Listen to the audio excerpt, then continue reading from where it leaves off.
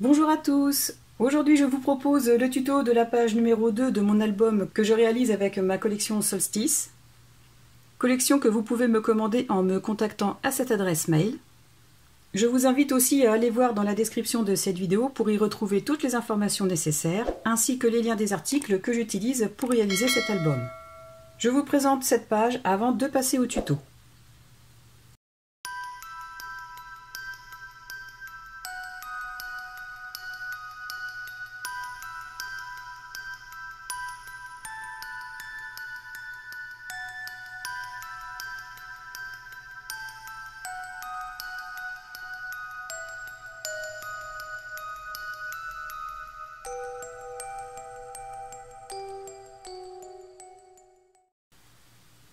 Étant donné que la page 1 et 2 sont terminées, pour réaliser la page 3, je vais reprendre deux feuilles A4 que j'ai pliées avec les mesures comme je vous l'ai expliqué dans le tuto numéro 1, à savoir que j'ai fait un premier pli à 1,5 et un second à 22,5 dans les deux feuilles.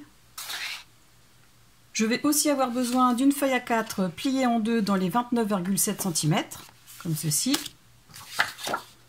d'un morceau de cardstock de 21 cm sur 17,5 dans lequel j'aurais fait un pli à 1,5 cm. Je vais aussi avoir besoin de deux morceaux de cardstock de 21 cm de hauteur sur 11,9 cm de largeur dans laquelle je vais faire un pli à 1,5 ici et ici. Je vais aussi avoir besoin de deux morceaux de 24 cm sur 17,5.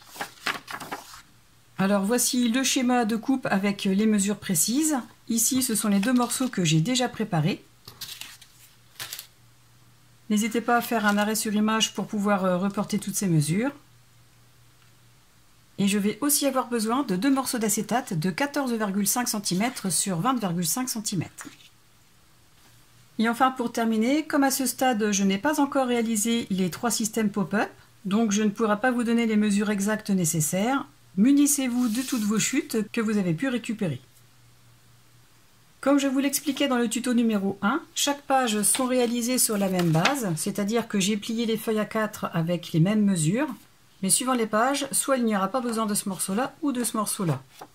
Concernant la page numéro 3, je vais conserver ces deux morceaux, mais simplement dans une des deux feuilles A4, j'en ai ajouté un à 1,5 cm des 22,5 cm. Donc pour une des deux feuilles A4, il y aura un pli à 1,5, 22,5 et 24 cm. Comme pour la page enveloppe précédente, j'ai retiré 1 mm de ce côté et 1 mm de celui-ci, de façon à ce qu'une fois les deux feuilles A4 encastrées, qu'il n'y en ait aucune des deux qui dépasse soit d'ici ou soit d'ici. J'ai aussi biseauté légèrement ces angles et ces deux-là. Et pour assembler cette page enveloppe, rien de plus simple, il suffit simplement de coller le rabat derrière cette page avec les deux plis et de ramener celui-ci sur la première page et le coller. Il y aura donc une patte de collage collée sur la page numéro 3 avec ce rabat et ce qui sera la page numéro 4 aura cette patte de collage de cette feuille A4 et un rabat en deux plis. Je vais former la page enveloppe en collant ces deux pattes de collage hors caméra. Voilà ce que j'obtiens une fois la page enveloppe mise en place. Donc j'ai bien le rabat ici sur la page numéro 3 et ce rabat avec deux plis sur la page numéro 4. J'ai pris un petit peu d'avance et je l'ai perforé avec cette perforatrice. Quant à ce rabat, je ne touche pas au coin étant donné que je vais coller cette feuille pliée en deux par-dessus. Avant de commencer, vérifiez bien que la tranche soit bien de ce côté, donc l'ouverture vers la gauche. Sur ce rabat de la page numéro 3, j'ai fait une marque repère à 3 cm de ce bord pour pouvoir coller la feuille A4 pliée en deux. Et n'oubliez pas que comme on a retaillé d'1 mm cette partie et l'autre côté, la taille ne correspond forcément plus et il faut aussi recouper d'1 mm pour que les mesures soient les mêmes. De toute façon, pensez systématiquement à vérifier avant de coller chaque partie. J'en colle donc cette partie jusqu'au niveau de la ligne repère.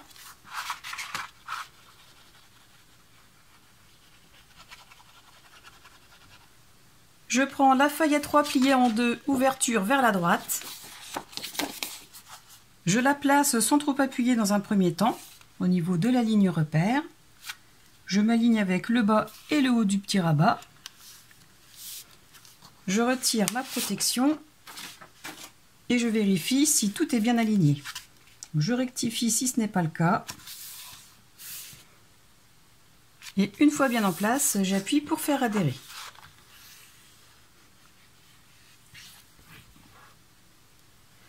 Voilà. Ensuite, je vais mettre en place le deuxième rabat.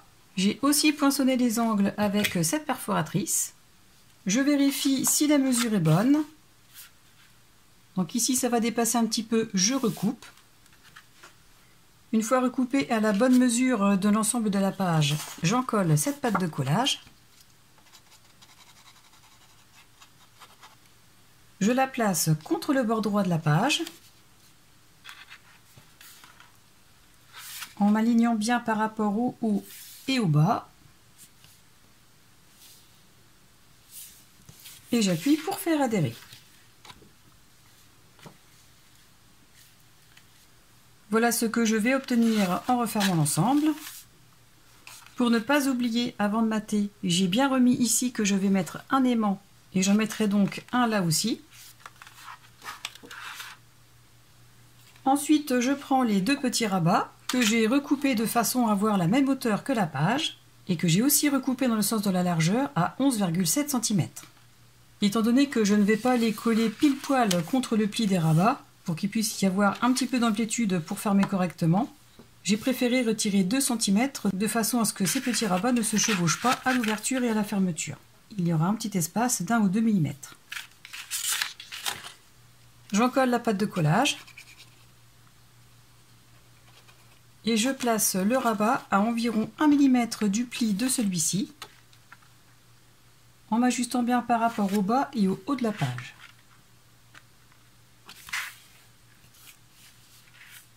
Comme ceci, et comme d'habitude, j'appuie pour faire adhérer. Voilà, et je fais la même chose pour l'autre petit rabat. J'en colle la pâte de collage et je le positionne à environ 1 mm du pli de ce rabat. Voilà ce que j'obtiens pour l'essentiel de cette page. Et petite précision, dans la page numéro 1, étant donné que je n'avais pas utilisé ce petit rabat, je m'en étais servi pour renforcer la page à l'intérieur, en collant un petit morceau d'1 cm à l'intérieur. Mais étant donné que cette partie n'est pas coupée, et qu'elle va servir pour la page numéro 4, elle fera aussi office de renfort. Ensuite, pour décorer l'intérieur des rabats et l'intérieur de la page, j'ai coupé des morceaux de cardstock de couleur jacinthe en faisant en sorte de laisser un liseré d'environ 1 ou 2 mm tout autour. Donc je l'ai fait pour celle-ci et pour ces deux rabats. J'ai arrondi les angles avec cette perforatrice pour ces deux cardstock et avec celle-ci pour celui-ci. Pour ne pas que ça fasse trop vide en dessous des pochettes, puisqu'on verra à travers l'acétate, je vais décorer ces deux cardstock avec ce pochoir et je vais utiliser cette encre. Contrairement à la décoration de la couverture du livret de la page numéro 2, cette fois-ci je ne vais pas en poser de façon régulière, je vais poser de l'encre de façon aléatoire à différents endroits. Je prends un peu d'encre sur ma brosse, j'applique en faisant des cercles très doucement pour éviter qu'il n'y ait beaucoup d'encre à un endroit et pas beaucoup de l'autre.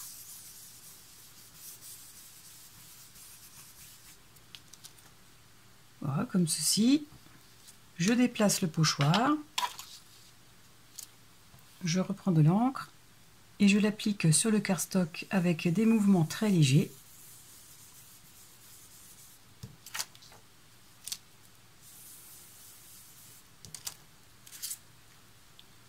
Et je continue jusqu'à obtenir le résultat voulu. Et bien évidemment, je ferai la même chose avec ce cardstock qui va sur le rabat de droite.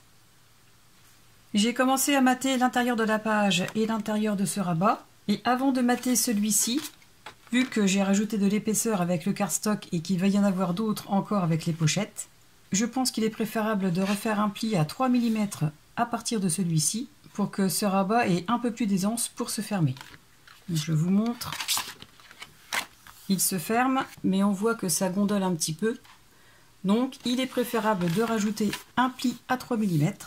Et tant que ce n'est pas encore maté, il n'y a pas de souci pour en rajouter un. je me place sur les 3 mm, ceci, et je marque le pli. Je le travaille à nouveau à l'aide de ma règle et de mon plioir.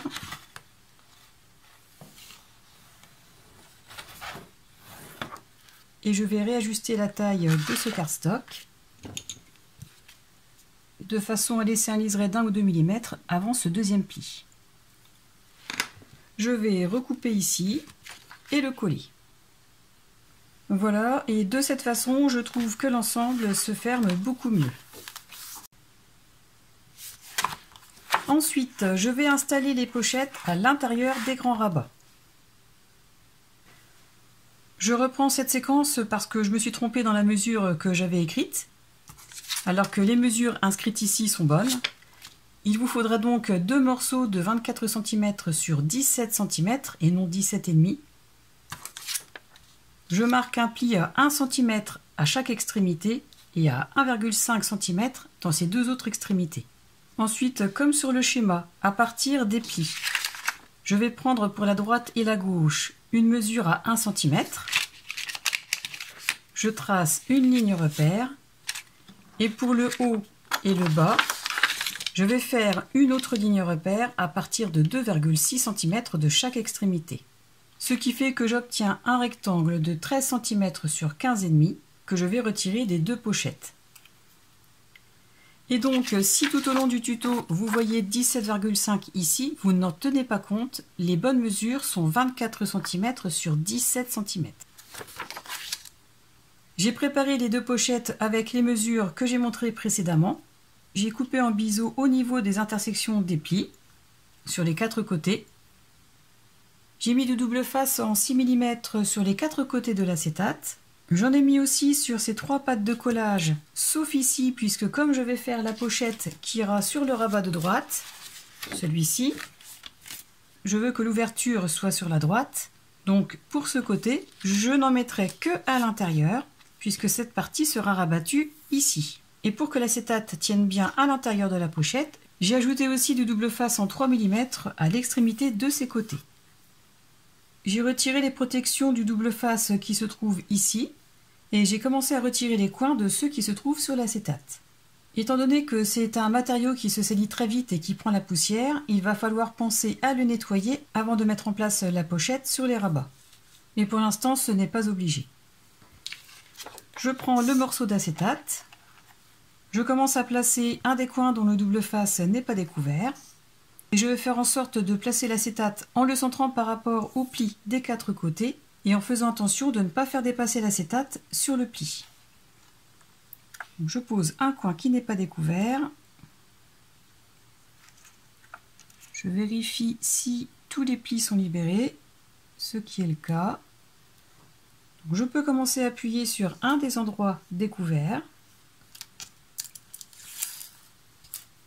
Je retire une première protection, je maintiens l'ensemble pour ne pas que ça bouge, je retire la protection suivante et ainsi de suite.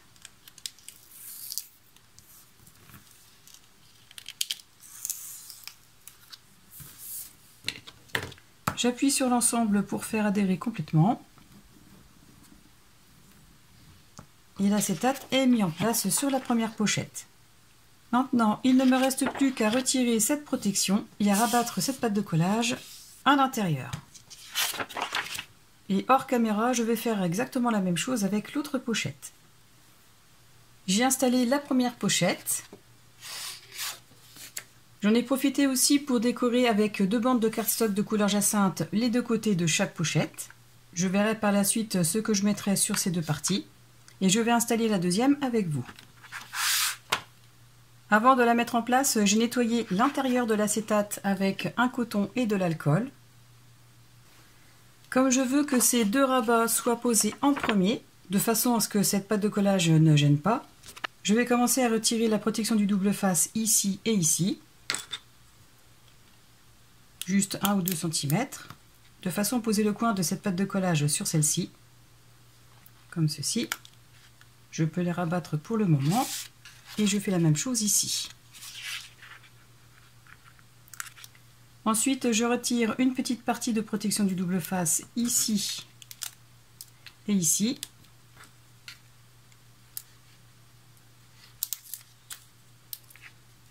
Je m'arrange pour le plier sur le côté pour pouvoir le prendre plus facilement.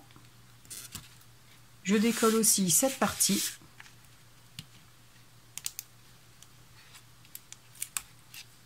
Ce qui me permettra de pouvoir tirer pour retirer ces trois côtés. Je mets en place la pochette en laissant le même espace qu'ici, d'environ 5 mm. Je me positionne bien par rapport au bas et au haut. Alors surtout, je n'appuie pas au niveau des endroits où j'ai retiré la protection du double face, mais je vais commencer par poser ici. Donc j'ai à peu près l'espace de 5 mm sur la gauche. Je l'ajuste bien par rapport au haut et au bas. Et quand cela me semble juste, je peux commencer à appuyer sur la partie où la protection du double face est retirée. Comme ceci. Ici aussi. Il ne me reste plus qu'à tirer sur les protections pour tout faire adhérer.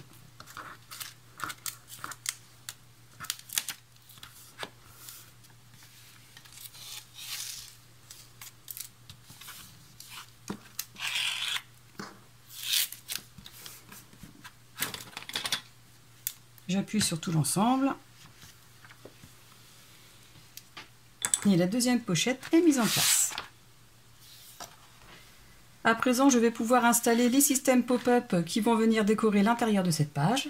Et pour en déterminer les mesures, je me suis basée sur les tombes que j'ai détourées dans cette feuille en 30 sur 30 cm. J'ai coupé vraiment à la limite de la tombe qui se trouvait ici pour garder un maximum de cette feuille. Et j'ai collé sur de l'acétate les morceaux que j'ai récupérés. Ici, ce sont les tombes que j'ai détourées toutes seules. Et ici, c'est une composition que j'ai réalisée en détourant cette tombe avec le chat et cette autre partie. D'ailleurs, on le voit ici derrière. Et bien évidemment, avant de coller, j'ai ancré tout le tour avec cette encre. J'ai choisi de mettre ces éléments détourés sur de l'acétate de façon à ce que quand le système pop-up va s'ouvrir, qu'il y ait le moins de noir possible du papier de structure qui puisse se voir derrière. Et aussi pour éviter de détourer encore une fois tout autour des tombes. Quant à l'excédent d'acétate qui se trouve sur chacune de ces pièces, il sera beaucoup plus simple de détourer grossièrement. Par exemple ici, je ferai simplement comme ceci. Et ici, je vais couper comme ça, de façon à englober la silhouette générale de la composition. Dans mes chutes de cardstock, j'ai récupéré 3 morceaux. Un premier morceau de 17 cm sur 6,5 cm, un deuxième de 8 cm sur 6,5 et un troisième de 8,5 cm sur 6,5. Ces systèmes vont respectivement accueillir cette composition pour le plus grand, cette découpe pour celui-ci, qui est moins large que celle-là, et celle de 8,5 pour celle-ci.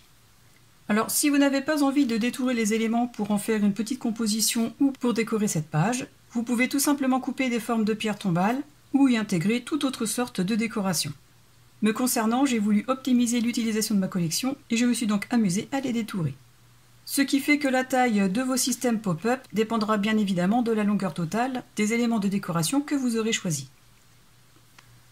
Même si ces systèmes pop-up sont de 3 tailles différentes, il n'en reste pas moins que les mesures pour les réaliser restent les mêmes. La seule chose qui va changer, ça va être pour celui-ci, le plus grand. Comme je ne voulais pas que le papier noir se voie au travers de la composition, j'ai fait une ligne repère ici à 1,5 cm du pli de façon à découper ce morceau pour obtenir ceci. Donc uniquement cette partie se verra, puisque là je vais découper et retirer le cardstock noir derrière.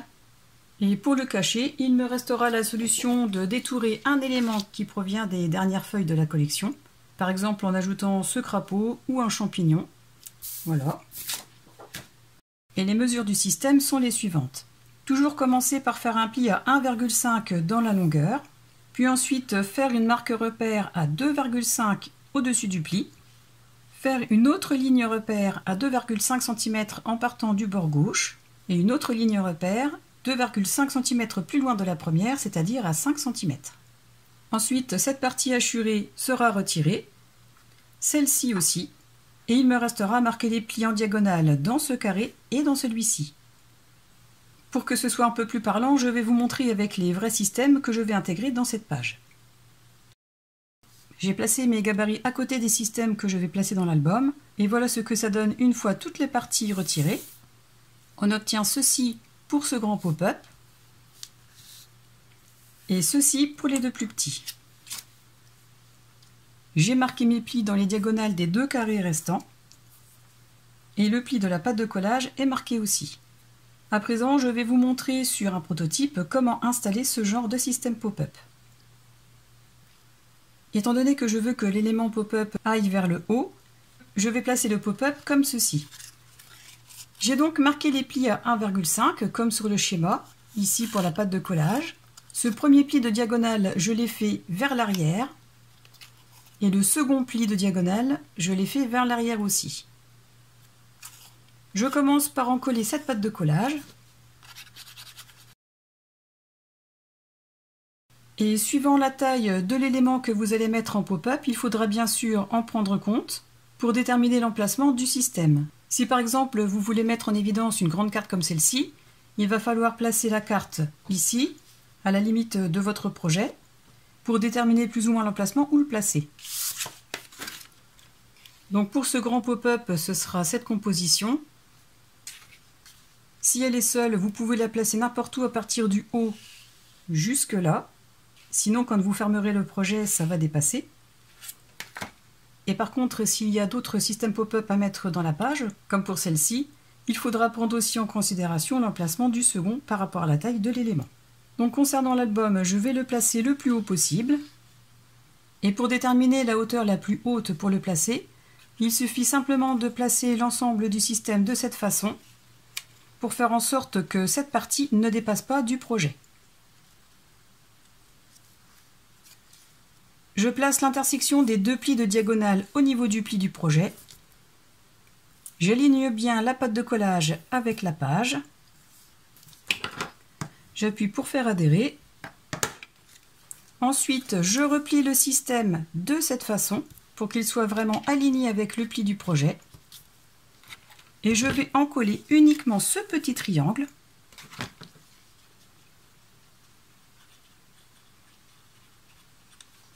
Comme ceci, je le remonte et je ramène le rabat sur la partie encollée. J'appuie pour faire adhérer. J'ouvre et je rappuie de ce côté.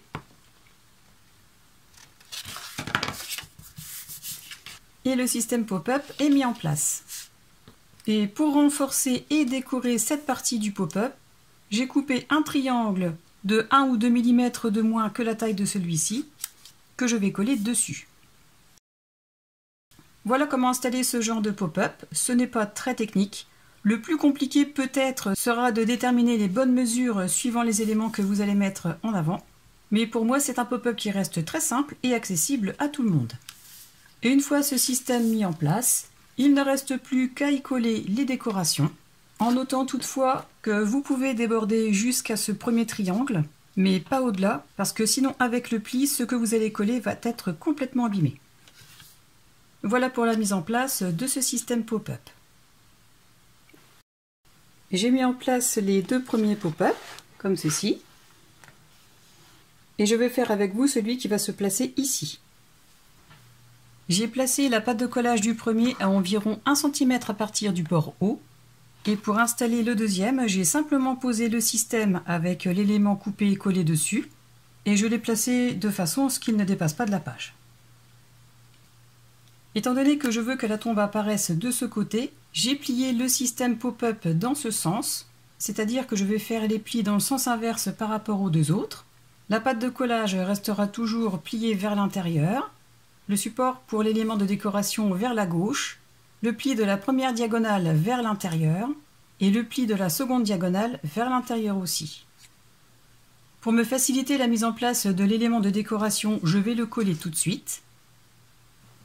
Comme le support est plus ou moins de la même largeur que l'élément à détourer, je vais en coller cette partie. Alors comme c'est de l'acétate, j'utilise la colle Extra Forte de chez Stamperia.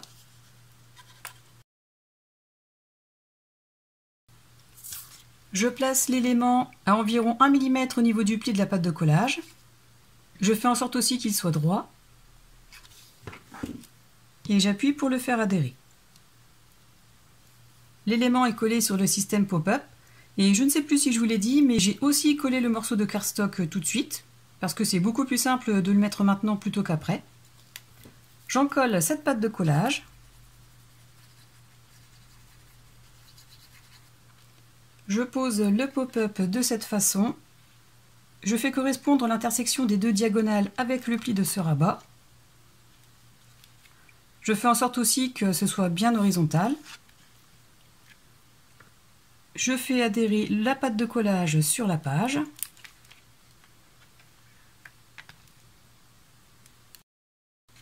Je retire l'excédent de colle tout de suite. Alors pour ce pop-up, c'est vrai que je n'ai pas donné de mesure précise de où le placer. J'ai placé la pâte de collage à environ 7,5 cm du haut de la page. De toute façon, cet élément étant beaucoup plus petit, ça ne gênera pas. Ensuite, je replie le système de cette façon. Je vérifie bien que cette partie soit alignée avec le pli. Et si ce n'est pas le cas, eh bien, il faudra rectifier le pli ici maintenant, car le fait que tout soit bien aligné et perpendiculaire est primordial dans le bon fonctionnement du pop-up. J'en colle ce triangle.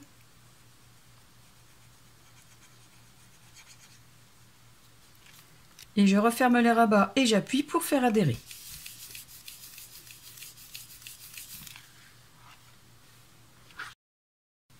J'appuie aussi ici de ce côté pour bien faire adhérer tout l'ensemble. Voilà ce que l'on obtient une fois les trois pop-up installés. On obtient une ouverture vers cet angoissant cimetière et je trouve que ça fait vraiment son effet. Voilà pour le pop-up.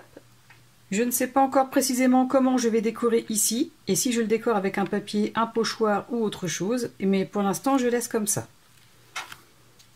Ensuite, pour décorer ces parties de pochette, j'ai récupéré 4 bandes que j'ai coupées aux bonnes mesures pour les couvrir et je me suis servi des chutes de cette feuille.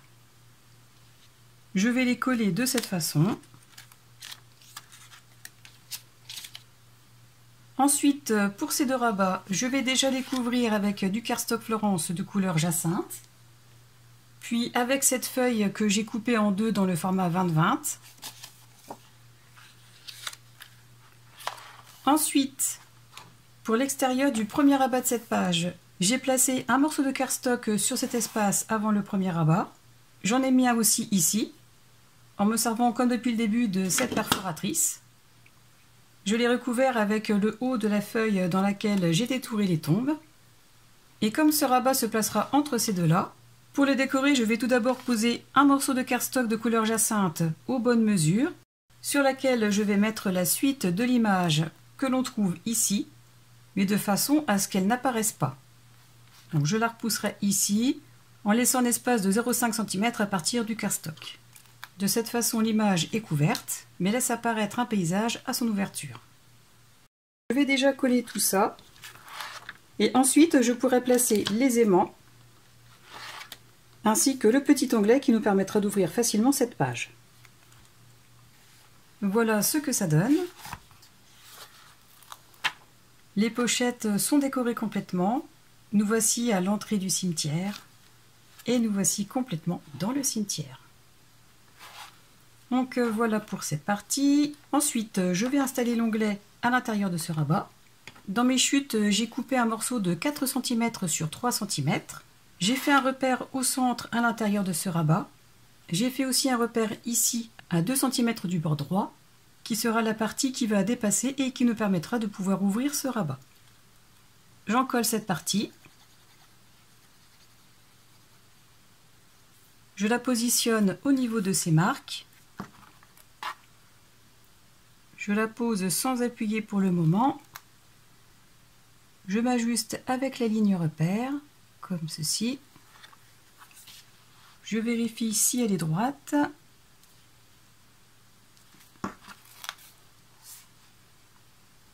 Et ensuite, j'appuie pour faire adhérer. À présent, je vais pouvoir installer les aimants.